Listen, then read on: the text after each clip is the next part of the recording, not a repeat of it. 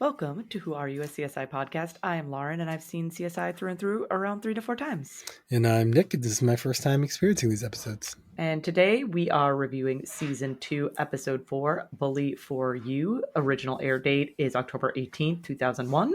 Director is Thomas J. Wright. Writers are Anthony Zeiker and Anne Donahue. We have a few seconds of the Vegas Strip. Not very long. Well, so what is today's Vegas score? Because I also feel like we don't really intercut with Vegas that much either.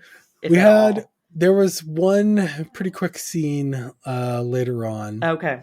I think right before they go to the nightclub or something. I actually got kind of excited because I thought it was like dogpiling.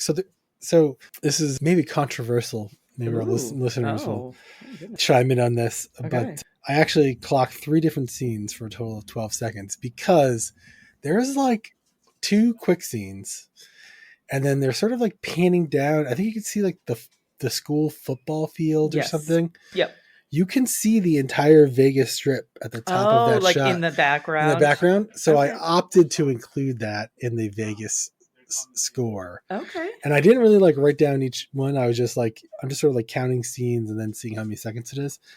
And I was like, yeah, I think that has to count. And so I wrote it down. Once I wrote it down, I'm never changing my mind. Yeah. So we actually ended up at 26 out of a possible 55. Okay. Vegas to this time. Okay. On the LV scale. On the LV scale. And yeah, it was not as much as last. I actually thought it was maybe given last episode a run for its money. But that actually opened, had more scenes and more seconds per scene. Yeah. So, but I thought like, oh, maybe there'll be another one. And then I like, even on the second watch through, I wanted to like, oh, did I miss one? Yeah. Being really sure that I'm keeping track. But no, that's all I saw. Okay, so we go from the Vegas Strip to that field and then into a school, and we see a kid walking down the hall. He spray paints a locker. He then enters a bathroom and fairly quickly gets shot. Yeah. I have to say, we spray painting this locker.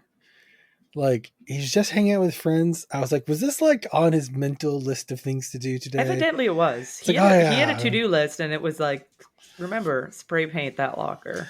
Yeah, he's like, just gonna go to the bathroom, guys. I'll catch up. And then he's spray painting the locker, and then he's actually going to the bathroom. So we go to Grissom and Jim Brass on scene. We learn that the victim is Barry Schickel. He was voted class clown, but Grissom makes the observation that generally speaking, people aren't afraid of the class clown, but this shooter was scared because they shot him in the back. Yeah. Which is actually like, when you look at the flashback thing, and I guess really this comes in play maybe later. There's like some really weird cutting, like there's like they show the scene, right? Yeah. Mm-hmm. The shooting. So it's like they shoot, he turns around, and then all of a sudden he's getting shot in the back because the first shot misses, which becomes really important. Yeah. Yeah. But yeah, it was kind of awkward, but yeah, it does make sense. Like, I would say that as you go through this episode, I would not describe this character as a class clown. No part of this. Well, there's like one line that sort of does, but it's very minuscule in comparison to everything else we learn about this victim. We go to credits. We then come back to work, and Catherine, they're arriving at the school. They catch the janitor removing graffiti. They have a bit of a tussle between Catherine and the janitor about him not compromising evidence. We then pop on over to Jim Brass talking to the principal. Grissom is kind of doing his own thing in the background, and Grissom kind of like hushes them, and the principal's like, oh, are we interrupting you? And Grissom's like, yes, actually, you are. And to be fair, you are. Like, he's there to examine the crime scene. Like, why are you having an interview at the crime? Why are you contaminating the crime scene with additional people? But that's Brass's fault, right? It is Brass's fault, yes.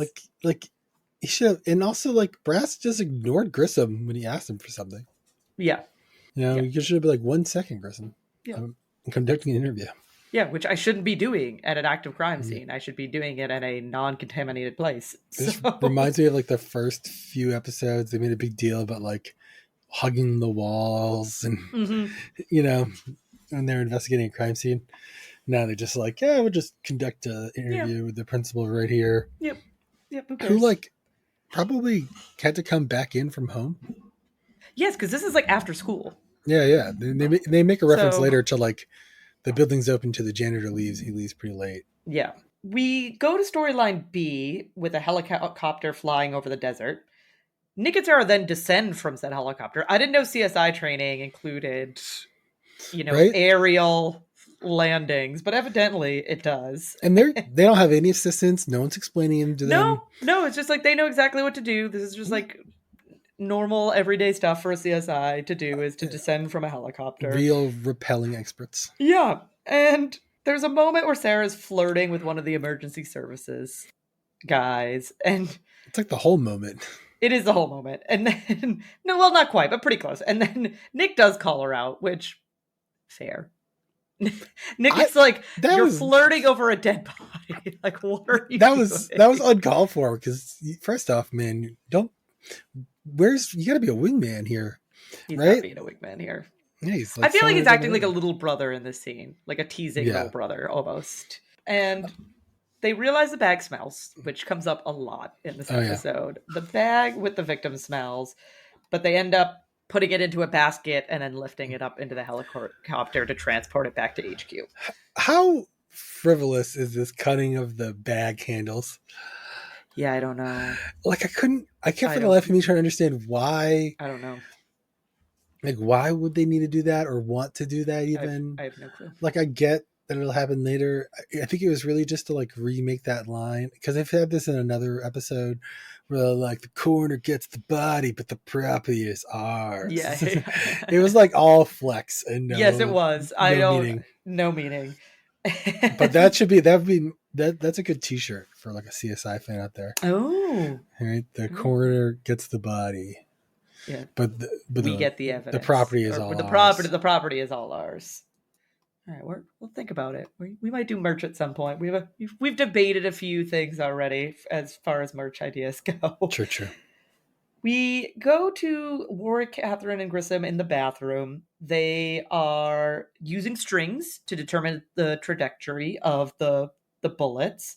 And this is where we get the first conversation of who were you in high school, which everyone becomes obsessed with. I shouldn't say everyone. Yeah, this is like Warwick mostly, and Nick to a degree get very. Who were you in high school? We learn from Grissom that he was a ghost. That was his response to the "Who were you in high school?" I feel like I was that person in high school. Oh, really? You feel like you were Yeah, the ghost? Oh, Nick. I had a pretty small number of friends Yeah.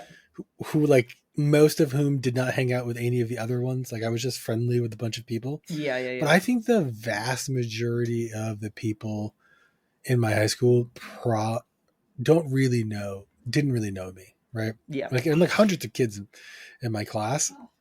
And it was usually like I was friends with people that I would like sit next to in classes, and we would get to know each other over the course of a year. Yeah.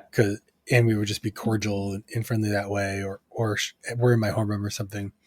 But yeah, I was like, I didn't really belong to any clubs or do any after school activities, so I kind of like Okay. went to school, went to Went home. class, and then went home. Yeah. Yeah, yeah. And so yeah, I was like, sometimes I think like I see people posting things about reunions, and I was like, there's like a very small number of people that I would want to like see and hang out with at a Right. reunion. Yeah. And like part of me is like, but I'd rather just like hang out with those people than Yeah, like then go to go. a big thing Yeah, yeah, yeah, yeah. where they're probably gonna have like way more friends that they want to talk to there than I will.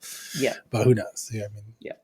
but No, I never got anything for my last high school reunion. There was one apparently. Oh. I've seen photos of it on Facebook, but they must not have my address, my updated address. Oh, they moved probably here or don't. something. Yeah.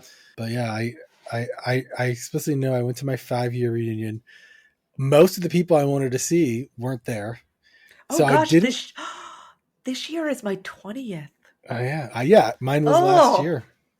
gross. I just Yeah. looked at the year and I was like, Yeah. wait a second, I graduated in 04, which Yeah, would make 2024 my 20th. Well, mine Oh, was 2022 technically. Yeah, 2022. gross. But yeah, so then I didn't go to my 10th, and then somebody like messaged me and was like, "Oh, I didn't see you there," and I was like, "Yeah, I went to the 5-year and there weren't a lot of people there." And so I was busy. I don't even remember what was going on, but I was invited to that. And then I was always kind of like psyched up. Like, yeah, I guess it'll be good to go to the 20th year reunion. And then like we went into COVID, and I was like, I don't know, really know when it's going to be and if they're going to have it or Right. delayed. And I never heard anything. Yep. And then like one day I saw like someone else's picture or something, and I guess there were only like 12 people or something. And I don't know what happened.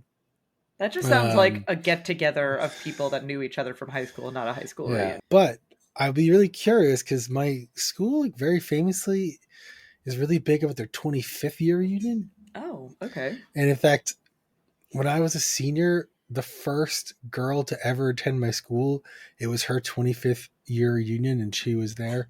Because I went to a very, people who don't know, I went to a very, very old, Yes. the actual oldest public school in America, called Boston Latin School. And they used to have separate men's and women's schools up until I think it would have been 1976. Okay. And it was a class of 1976, and the year was like 2001, and it was her 25th year reunion.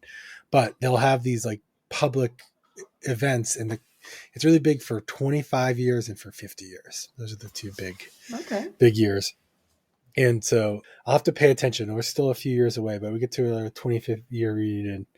I'm going to try my darndest to go and see, and I'll have to report back if we could still be recording CSI We episodes. could still be recording CSI. Like we Yeah. just started There are season. there are years worth of episodes There's for us so to many watch. episodes, and there's CSI New York, Yeah. there's CSI Miami, there's the reboot of CSI. Like we got a lot of ground to cover. Yeah. So real. This will be a real deep callback if you're one of the Yes. OG podcast How listeners. amazing would that be if someone 3 years from remembers this? now, Yeah. and I'm like, oh yeah, Yeah. this is, was I a ghost or was I not a ghost? Let's find Yep. out. Let's find out. Let's find So out many at people who Nick's can even know my first name. at Nick's high school reunion. So we go. Oh, they determine they're in the bathroom. They determined that the shooter was approximately like 5'4", 5'3". Yep. So Well, yeah, that's like, I love that approximation because I could literally see myself doing it, where you're yeah, like you're like squatting down. yeah, like It's like I would hold the gun here. It's too tall. Squat down. Squat. Oh, it's oh about, yeah, it's yeah. about But 5'3". I'm only 5'4", so I would just be standing there like, no, about that this seems about time. right. Yeah, about this height actually What, is right. what Is right kind where we are. of perfume do you wear? Yeah, I do Just not wear perfume. kidding. I am very No chartreuse. I am very Mm. not noise. I'm very smell sensitive. Mm-hmm. Like smells can bother me really easily. So like most perfumes, I just find Yeah, oh like just too much. They're just overwhelming for me. So I have never smelled something and been like, I think I would smell better if I smelled like this. you know what's funny enough? There's a few like guy geared smells that I prefer to Mm-hmm. like what they cater to women. Like because I don't like the floral Yeah, and that sort of thing, but I don't mind the musky oak or the, and oh yeah. you know stuff like that. So I've I have definitely smelled things on other people and thought, oh, that smells really good. yeah, But but you haven't been like but I want to put but I that don't. on me. I yeah. It's like I feel like it's a lot of personality involved in that too. Yeah, yeah, that's fair. That's fair. We then go to David with Sarah and Nick. They're scanning the body. Well, they're scanning the bag in which they know a Yep. body there's a body contained within it. My And favorite part of this scene is they're all wearing lead aprons because they're clearly like an X-ray. yeah, yeah, And yeah. they also have like oven mitts on that I think are supposed to also be like lead oven mitts, so they could Yep. put their hand and Yeah, move yeah, the yeah. But then Nick and Sarah have their back turned to the machine the whole time, Yeah. and there's And no there's like nothing there's lead no back there's to no the apron. protection. Yeah. Yeah, they're Yeah. staring at this computer monitor. Now Nice. maybe it's fine because they're not close, but I was like, I kept being like, what? Why do they look like they're dressed for cooking? They have aprons and things, and Right, I was right, like, right. oh, it's like when you go to the dentist and they Yeah, put they put that that big big lead. lead apron over you. I Yep, was like, it's yep. probably supposed to protect them. And I went, and then in the second watch through, I was like, their backs are turned this entire The scene. entire time. Yeah. We learn from the scan that the victim has a medical implant and a plate in his skull. And I say he because they make the determination at this point that it's a he. Can't you tell like by like hip bones No, and rib bones? No. no. Fun Is fact: that all myth? that is myth. You cannot. Okay. So fun story. Can you tell by whether or not they have had enough of like their head bashed in, because young kids are always doing dumb things and hitting their Yeah. head against the wall. Yeah, No, yeah, I don't just know. kidding. Too much And football, too much David baseball. David estimates that the victim has been dead for about 2 months from the sloshing in the The bath. sound. I love Yes. I love the way he puts it. By the sound of it. This is a great David episode. Which David has like a few just like awesome I'm I, like, I, David, you're shining through in this I got episode. a little hopeful for David later on in this episode. Oh, yeah, that is weird. I don't get the I point of was that like, scene. he's a real man. Yeah. He could breathe through his mouth. No, Greg Sanders says that. No. But he says that part. But like Yeah, yeah. after there's just this, we'll get there in a Yeah. second. Okay, we'll get there. Okay. So we go to Catherine with who we learn to be the school counselor, and we learn that the locker that got spray painted was Dennis Fram. So they want to talk to Dennis, as a possible suspect, obviously. Yeah. We go back to Warwick and Grissom in the bathroom, and Warwick has a new toy, a Cyranos, which is this like super fancy smelling device. And Grissom tells him there's no way that we're going to get the budget approved for this. Here's a glass tube and an air pump. Get your sense this way. What's so crazy about this is like he's got the machine right now. Right. Like it's not like he has to buy it if he uses it. It's on loan for a week. Why not use it for the week that you have it on loan? If anything, I would love Grissom to be like, oh yeah, use your fancy machine. I'm going to do this method and I'm going to show you why it's just and show good. that we get to the same conclusion. No, that's but not. The best part is he doesn't even have all the ingredients. Like there's a chance he doesn't have all the components to collect he can't even do it the right way. No. He can't. It's a weird scene. And so we then go to Catherine Grissom and the counselor. They're all now at the locker. They arrange to meet with Dennis, whose locker it is. Grissom and the counselor are then with Dennis. And this is another, and this comes up later. The father finally puts his foot down. But with no legal counsel and a minor, they're just like, we're going to test your shirt. And he's like, okay. And so they test his shirt, and it shows that it has GSR on it, which means that he has fired a gun in the last like 2 to 4 hours or something in that time zone. So this brings us to Jim Brass, Grissom, and the counselor with Dennis. And he explains that he has the GSR on his shirt because he was at a shooting range. He goes to a shooting range every Monday night. He was at the shooting range. And then his sister barges in and basically takes him away. Oh, you reminded. Good for you, sister. Sister was like, no, I don't know what your deal is, but we're out. Like, too bad. I'm taking my brother and we're leaving. Okay, I have two things to say. One is I missed this key because I had a thought at this scene when the sister busts in. Oh, okay. But just before this, it's been a while. I wrote down a prediction. Ooh, it has been a while. Okay, yeah. Prediction. I'm trying to think. I think it may have just been that first scene with Dennis when they're interviewing him and grilling him before they cut to the one with Brass and the counselor. Yeah.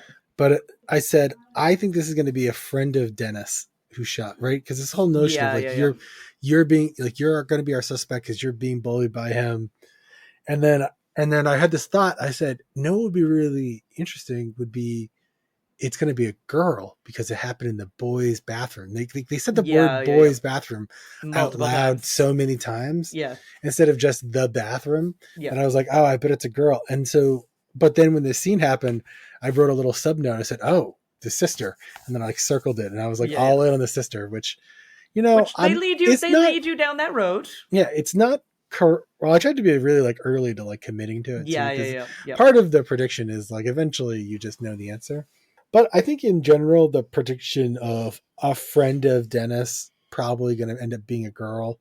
Obviously, also because they made a big deal about the height being 5'3", very uncommon for a guy to be that short. And so I would say this prediction is about half right. I don't think in the strictest term friend applies here.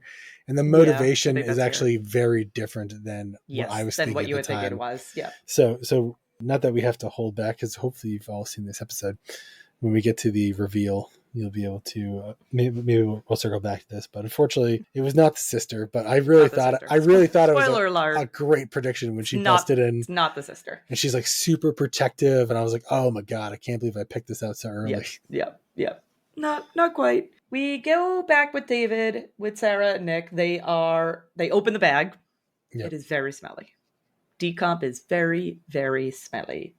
And they're pulling items out of the bag. They pull out an army jacket, they pull out a gambling chip, and they refer to the victim as human soup, Mm-hmm. which I just had to jot down because that's just like a very visceral description. I was like, ooh, no. And we then go. We have a Could I? very short. Oh, sorry. Go ahead. Do you have an interjection? Where are the rest of his clothes? They make a big deal about this jacket. Jacket. We No don't know what happens to shoes, his robe. no pants. They mention a robe later on, but they don't pull out a robe from. I think the robe he meant like the jacket was just big and Mm-mm. billowy. Oh yeah, No, he was he very wearing a real? specifically said a robe and a jacket. Yeah, and so it was like I don't know. They just didn't exist when he pulled everything out. I was like, were they? Is it like certain things break down and certain things didn't break down, Yeah, they and maybe might. they just didn't dwell on it. But it looks. I mean, you could see the guy's name on his jacket. Well, yes, That's one of the and things that's they that's find. that's going to come up in Yeah, yeah. in a very short So, while. and there are other things that survive that will come up in a Yep. second. But I was just kind of like, what happened to the rest of his clothes? Because they take those things to investigate, Yes. but then everything else allegedly is basically being cremated. Yep. We have a very short scene with a random coroner with like a box, and then he's filing the box away, and it's labeled Oh yeah, as John Doe. truly random corner, and like the Yes, weird just random. Raiders of the Lost Ark vault Yep. room. Yep. And we then go to Warwick and Catherine back in the bathroom, and oh, they talk. This is okay. This is a scene that they talk about his toy being downsized, and he's not using his fun new toy. He's using the items that Grissom gave him. And presumably he's grinding up chalkboard chalk. They don't really talk Yeah, they about don't it. really go into what he's using specifically. So Chalkboards are these things that they used to have before they had whiteboard skits.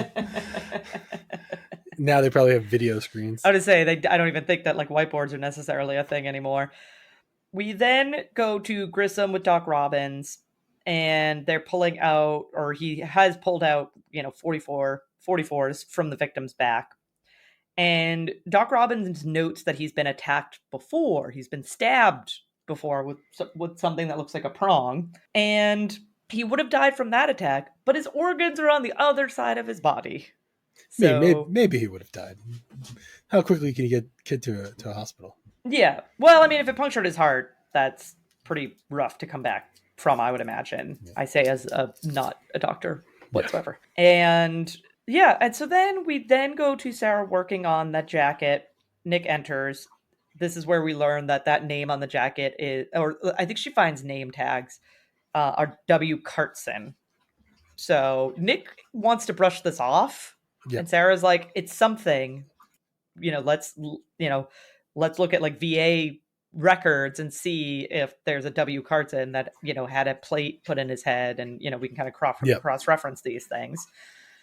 Nick finds a matchbook in the jacket, pulls it out. Sarah pukes from the smell. And then the emergency services guy arrives, like just right on time. So they head out in the hallway. He invites her out to dinner right then. Yes. She's obviously working. She's obviously working. You met her, you saw her, you came to her work to talk to her, and you're like, let's go out for dinner. And she's like, oh, great, when? He's like, right now. It's like I'm hot, like not only am I working, but moments earlier, I literally just picked up a brand new case. Right. And you were there. Like, this is not news to you, sir. And, she explains that obviously she's working. She has this DB that, they're still processing, and he ends up having to excuse himself because of the smell. And Greg Sanders walks by, and he has a great line. He says to her that a real man wouldn't mind. Is this the only scene he's in the whole episode? Maybe. I think so. I'm like trying to like covertly look over my notes here. Yes, this might be it. I'm not seeing him pop up in any of my other. I feel like they literally wrote him that line. Yeah, they're just like, oh, you need to be in this episode, so let's figure that out. We then go to the counselor walking with Grissom, and Grissom wants to know who else might have had it in for Barry, because they're starting to think that it's not Dennis, but they want to know who else might have wanted Barry down for the count, which brings us to a montage of interviews with Barry's victims. So we go through a series of boys at the school who are talking about their horrible experiences with Barry, and then we find one of them that admits to stabbing him with a fork. The little short walking talk with the counselor Yes. before they jump into this. Yeah. On the second watch through, I realized I forget what her exact words are, but it's really important, I think, for like the end of the episode is she talks about like how there are so many kids who would want to shoot Barry. Yes. And it was, you know what I mean? And Yep. she kind of brings that up later on as this notion of like eventually one of these kids is going to crack. Yeah. And yes. Yes, which is very important to how we wrap up this episode. So the one that admits to stabbing Barry has an alibi, though, for the shooting. He was at boxing practice. So he was not the one who did the shooting. And this is where, and this is also kind of a nod to the end of the episode, Grissom looks at the counselor and is like, you know who did this. Yeah. Which I don't think that Grissom meant it in the way that it ends up being true at this stage. I think he means, you know, it was one of the students. Like, which student was it? Which, spoiler alert, not one of the students. Yeah, I think actually it's really important for the end of the episode too, because they move very quickly. Spoiler alert: it is the counselor. It is the counselor. Yes. If you haven't already got it from our context clues, the counselor is the one who killed Barry. There's really no reason for us to dance around. I know. I don't know why we keep like we've spoiled it way earlier before in other episodes. I don't know why we're trying to uphold it. Watch the episode before listening to the podcast. Yeah. But they don't spend a lot of time getting to her being a suspect. They just gotta jump into, oh yeah, we went to your house, we have a warrant, we found all these things, yes. You're guilty. It's very quick once they get to her being the one who did it. I think this scene is really important to why. Like it's like there became a point where I think Grissom was like, it's gotta be this lady. Yeah. You know, but I don't think it's here. I don't think at this point he thinks. Oh no, they're laying the groundwork for it. Yeah. She knows, and he knows that she knows. But once he eliminates all of the other kids, he's like, oh, that's he's like, who else would she know? And once they eliminate the sister, then it's like, okay, it's got to be her. Yeah. And she has like she keeps having it. I think again in this scene she has another similar line. If you listen to her lines, she keeps having these bits where it's like you could feel her frustration with the situation towards the victim. Yes. And so it's like she's laying the motive out throughout the whole episode. Yeah. And it's sort of like the it's not any one act, it's sort of the series of things. And that I often wonder if there isn't a scene with Grissom that got cut just to wrap it up where he's like, you know who we haven't asked the questions to? And he goes, the counselor.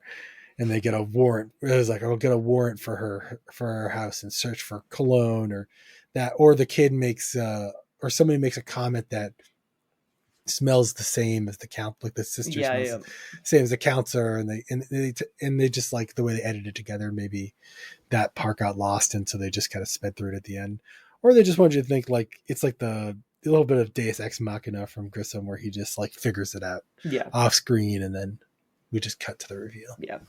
We then go to Nick and Warwick. They're talking about how Catherine was a bully in high school. She does not disagree with this. We also learn in this conversation that Nick was dependable, Sarah was a science nerd, and then Warwick admits to Catherine that he was like short and had big, like thick glasses, and he was teased, and especially about his eyes. He's going to kill him at his 20-year reunion. Yeah, I know. He's going to walk in. They're going to be like, what? So we then go to Sarah and Nick. They're with, I put the paper guy because I cannot remember this character's name, but the person who does like handwriting analysis and all that fun stuff. Former Spot the Guest Star. Yes, former Spot the Eric Guest Star. Stone Street. Yes. I don't know what his character's name is either. I do not know either. He's not in CSI for very long. And so they're looking at the matchbook. They are adding and removing pixels to get text from the matchbook. In so doing, explain this process very well. No, they're just like, I'm just going to add and remove some pixels, and like, voila, text appears. I have an inkling of what they were trying to do, but like, I don't really understand it I can't really talk. I can't really talk intelligently about it. Yep. It seems very sort of like magical, but I think there might be a real technique out there they're referring to that they're using Yeah, it for could like be. Oh, for sure. reconstructive. Yep. So we learn through the magic of pixelation that it belongs to a place called Romanini's. And then O'Reilly walks up. The victim has been identified as William Cartson. He came home from war. He was in like a VA hospital. That's when he got the implant and then the plate out of his head. And then he walked out of the hospital and he hasn't been seen since. So we have a short. I love the fact that they had this like really like black and white. Like Yes, I don't very know when this photo was taken, but it wasn't 31 years 19. ago. It wasn't. Yeah, He disappeared 31 years 1970, ago. right? But like it wasn't like the army was taking black and white photos in 1970, were they? No, It's like they they make would have color. it feels like it's like 1942, and he's just been drafted into Yeah. No, World War II with this black and white photo of him. he served in Vietnam, if I'm And remembering correctly. and then we're about to get to a scene where they're going to show it to somebody, a Yeah, 31-year-old photo. Do you recognize this man? It's a lot better than the other photo they have of him, where he's just a pool of liquid. this is true. This is true. We then go to Catherine running an experiment with the spray paint, and then Warwick is running samples, and CSI magic is back. He gets immediate results. He like puts the samples into the machine does a whirl, and then like immediate printout of results. And Thousands of results, right? yep, yes, a lot of results. And this is where Grissom says, yeah, you had a lot of results, but focus on what shouldn't, like what doesn't belong there as far as scents go, Yeah. right? Like, so all the normal scents that you would expect to see or smell in a men's bathroom, exclude those. Let's focus on what we don't expect to smell there. So then Nick, Sarah, and O'Reilly arrive at Romanini's. They talk to like the club manager. I'm not quite sure, bouncer, club manager. I'm not quite sure what this guy's role is. It's a little ambiguous. They show him the picture. Like, do you know this guy? As they show him a 31-year-old picture, and he's like, nope. Like, I have no idea who that is. And then Nick kind of describes like, hey, guy wearing an army jacket might have been down on his luck. And this does spark remembrance. And he says that it's Moses. He called the guy Moses because he had like a long beard and he was kind of disheveled. And Moses had a tendency of scaring away patrons from the restaurant. So the club manager guy says the last time he saw him was about 2 months ago. And this is enough. I had to laugh from not our last episode, but I think our episode beforehand. They immediately are like, you have to come ride with us down to the station. Him just saying that he's been missing for 2 months is enough for them to be like, you have to come down to the station. Where Professor Guy got to go home, talk to Wifo, and then but also, when they found out he was like having a sexual affair with a student, they were like, yeah, you can head home. And this guy is just like, yeah, the last time I saw him was 2 months ago. They're like, suspicious enough. Come down to the station with us. Yeah, there's a lot in this scene that's like, you make this guy a suspect real fast, first off. So fast. Now, in hindsight, this may be one of the worst suspects of all time when it comes to just telling the police whatever they want to know. Yeah. But they don't know that yet. They don't know that yet. But they're like, he's being very forward about the last time he saw him. He's not trying to hide anything. Nope. His interaction is very just normal. Yeah. And reasonable, I think, in a lot of ways for a guy in his position. Yeah. And then, like, he's like working, and they're like, you go to the station, and it's like, I feel like most people would say, like, am I, like, right now I have to, or like, are you arresting me or something? And the idea that could be like, yeah, like, well, we'd like you to come down can you come down to the station when you're done with your shift or something? We'd like to ask you some more questions. They're just like, you're coming with us right now. Yeah, it was like very weird. You don't have a warrant. What is your probable anything? I don't know. But there are a few times in this episode where I feel like they may be pushing as a police officer, I can ask you, do whatever I want. Yeah. It doesn't mean you have to do it. Yeah. Including with this character again later on in another scene, I was like, I don't know that they can actually do this right now. I was like, oh, but they didn't tell them that he had to. They only just asked him if he would. Yeah. So we go back to Grissom and Jim Brass. None of the rest of Barry's victims were like anywhere near the school at the time of the shooting. Catherine enters. She's able to put Dennis at the crime scene, which brings us to Jim Brass and Catherine with Dennis and his dad. And this is where we learn the reason behind Catherine's spray paint experiment is for her to learn how quickly the paint dries in about 30 seconds. So Dennis must have come upon the paint like within 30 seconds of it being applied and touching it, and then, leaving his fingerprint there. And then he also left paint on the door jamb of the bathroom from then going into the Yeah. bathroom. He starts like clutching his stomach. He's in pain. His sister enters and kind of leads him out of the room. I feel like the whole scene, if anything, proves Dennis is innocent. Because, like, if he spray painted the locker and then went into the bathroom, right? Yeah. And the kid came up behind and found the spray paint and went to the bathroom, he could not have been waiting for him in the stall. We do learn that he's in the bathroom at the time of the shooting. But they don't really talk about the fact that, like, it should actually probably preclude Dennis from... There's like they're questioning him later on in this episode where I feel like he's still a suspect. Yeah. But at this point, they should be able to say, well, he couldn't possibly have shot him then. Yeah, they're not there yet. Yeah. We then go to war with Grissom, and Grissom wants the software for the Enos. He doesn't care about like the machine itself, but he wants the software that comes along with it. We then head back, and we're with the sister and Dennis in the bathroom. Catherine's there. We learn that Dennis has a bleeding ulcer from the bullying that Barry bestowed upon him. And we also learn that the sister is 5'4" with heels. So 5'3", maybe 5'2". Yes. Grissom and Work are then using the software to analyze the perfume because they isolated the one scent in the bathroom, which like doesn't make sense to be in a boy's bathroom. And they realize it is chanteuse. And at this time, Catherine calls Grissom, and the suspect is the sister, which Grissom is like, yep, we know. And Grissom tells Catherine to get a warrant for her perfume. So we go to Jim Brass with the sister, and Catherine Warwick and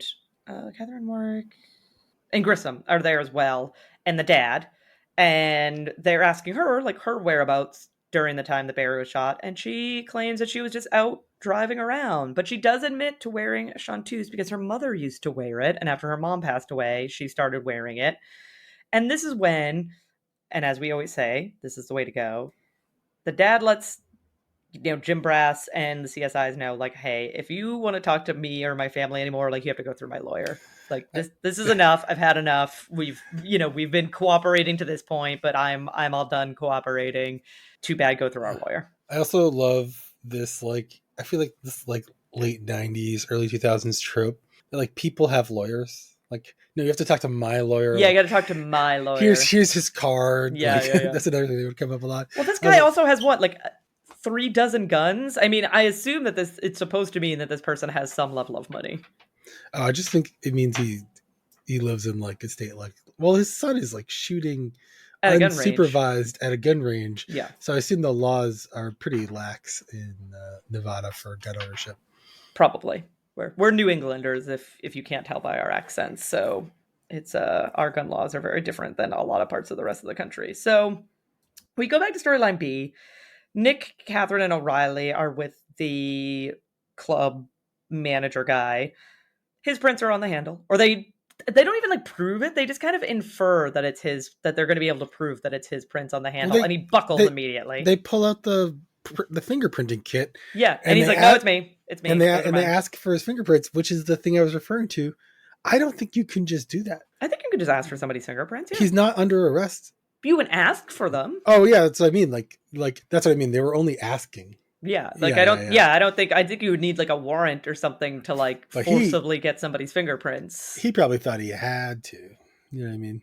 Yeah, I mean he doesn't. Just kind of like he had to go down to the station. They were probably only asking. He doesn't come across as the smartest guy on the planet. Yeah, clearly. So he admits to.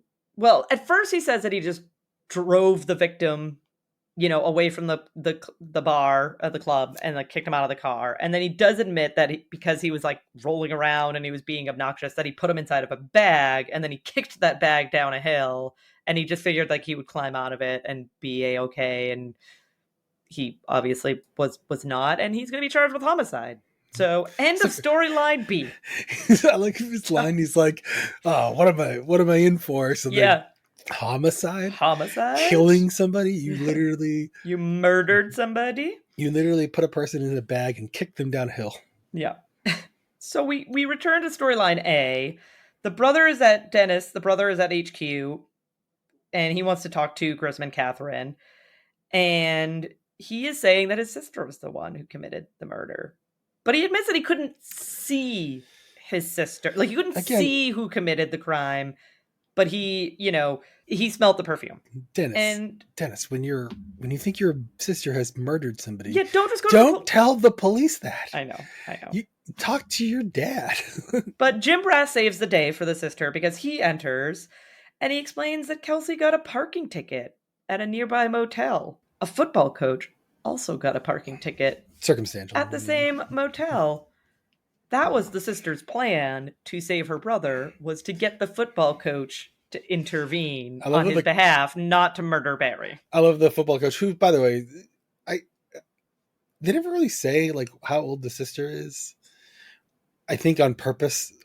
Yeah, I think whether or not she attends a school currently is a little vague. Yeah, it's a little vague. They don't mention it. I think maybe at some point they realized they should probably not insinuate that what she's doing is illegal. Right. Like, let's just pretend she's 18. Yeah. Yeah. But the football coach is only like 23 years 23. old. He's not. Yeah. I mean, as long as she's at least 18, it's not so wildly crazy. Right. But he is engaged, and apparently they insinuate that he sings like a baby. Yes, because he does. As long as his fiance doesn't learn, he's willing to testify to whatever he needs to testify. Yeah. So, Which, I don't know if you know how courts cases work, but yeah, they're public knowledge. They're public domain. They're going to make you say that in a court of law, and your fiance is definitely going to see it on the news. Yeah. Grissom returns back to talk to Dennis, and he wants to know, like, why do you think it was your sister? And this is when he says, like, well, I smelled her perfume, I saw the gun. Then we go to Grissom with the counselor. He brings in a bag of perfume and a picture of a gun. And it's basically like, here's all the evidence that I need against you. This is your perfume, and then this is the picture of your gun, which you didn't clean.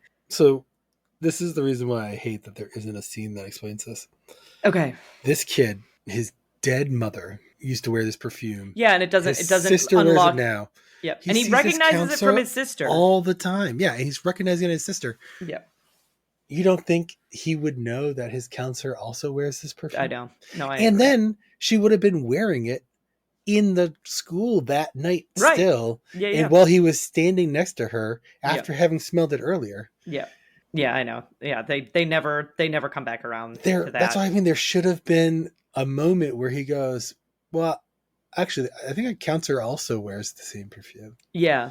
And then they would have got a warrant, and then they would have had the scene. And that's like one of the reasons I'm like, I always love to laud this show when they do everything right and they sprinkle the breadcrumbs and you get to the end like, oh, that was so genius. Like, those are my favorite parts of the show. Right. And then when they just like don't do that and they just like pull this stuff out of that, like they rush the way they wrap these two storylines, it's like, oh, I forgot.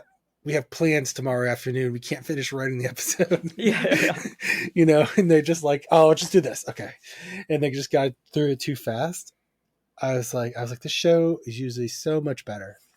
It was a little disappointing. It was a little. And we learned that the reason that she killed Barry was, in her mind, one life was better than 20 or 30, right? If one of these kids that he was bullying snapped and started shooting at the school and took out, countless other kids, isn't it better to just lose one kid versus losing 20 to 30? Which is when we also learned that after Jim Brass ran a search on her, that she was the assistant principal at a school where 11 students were killed shortly after Columbine. So what's weird? When she said the first part, I said, oh, wow. you know what? I don't really remember exactly what year Columbine was. And since these episodes are, 20 years ago, Right. more now, I was like, oh, how close is, I wonder if this was like in response to Columbine or something the year before. And then I'm like pulling up the Wikipedia page and she starts saying, and they start saying that. And I went, oh, I guess so. You were like, I guess it was I before guess this the then. answers my question. Yeah, yeah. And so that's the end of storyline A is Counselor did it in a skewed attempt to save lives. She took out one life under the justification of saving multiple others. She's a real Dr. Spock believer. Yeah, yeah. The The needs needs of of the the needs many. of the many outweigh the needs of the few. And then we have a few just sort of random wrap up scenes. Like we have one with Sarah washing with lemons. Yep. I'm like, oh, okay. And I, then I think I think we're supposed to, because they had all another time where Nick was like, "You still smell. Take a yes, yeah, wash up," and I think it's supposed to be like her listening to Grissom or taking Grissom. Like I don't know. yeah, because I Grissom was the one that told them to wash with lemons to get Yeah, rid of the smell. and I just didn't really understand why we wanted this scene, I especially feel when maybe we could have used a little more time on some other yeah, scenes. because it does. I was just about to say that it feels like these last few scenes are fillers. Like, oh, we have some extra time. We need to like put some scenes in there, and then like as you're mentioning, I feel like there's some scenes that could have used more time. So I don't know why you put them here instead, but we didn't create this show. We just review it on a And podcast. when life So gives you lemons, shoot wash a them. shower scene with them. Yes, yes. That's the Vegas way. We do have a nice scene though with Nick, and he's now taking the box that was marked John Doe and labeling it as William Cartson, and kind of giving him a good send off. So that was sweet. And then we also have Grissom applying to get the cyanose. There's a weird. I have a weird like TV editing funny thing here, Oh, okay. where like they definitely have like two different envelopes Oh, do when they they're really? filming this scene. Oh, Yeah, that's because awesome. I love it. I I didn't notice it the first time, but when we watched it the second time, I knew what the envelope said from the first watch through. Yeah. And so when he's like first putting the paper in, there's like three lines. It looks how you and I might write like a address to, Mr. John Smith, Yeah. 123 School Street, Washington D.C. 01111, whatever it is. And then when they show he's sending it to like the U.S. grant or whatever, the whole thing only takes up two lines on the envelope. So it goes from like three lines of text to two lines of text to three lines of Okay. text, Yeah, yeah, yeah. text or whatever. And I went, oh, I guess I was like, and then I wanted to see what I couldn't really read it, what the envelope said the first time. Yep. I was, I wonder if it's supposed to be like Clark County or like he was, I think originally the idea was he was going to apply to like his boss or something and try to get the money to get them to buy Yep. it. Yep.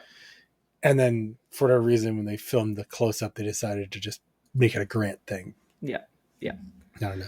All right. Well, Nick, what did you think about today's episode? It wasn't great. It's better than the other episode that I didn't. Was that last episode? Yes, it was the last episode. Yeah, it's certainly better than that episode, but it's probably going to be lower on the rung. There were some fun character moments. I think I like the character stuff a lot more than I like the storylines in Yeah. this episode. This episode just missed on a few too many things. The secondary storyline was I just across the board. Like It was the crime scene investigation part of it was just bad. yeah. There was just not a lot of meat in that bone, No. and no pun intended. But the like I don't know, like the development, like Sarah, and I don't know, the back and forth between the characters were kind of interesting. I like even though it was kind of weird, the whole like who were you in high school? That's a great character building moment. Mm. That's like the kind of question, like if you go around a circle with people, like at like an icebreaker or something, I mean, like you do learn things about people when you do stuff like that. So that was good.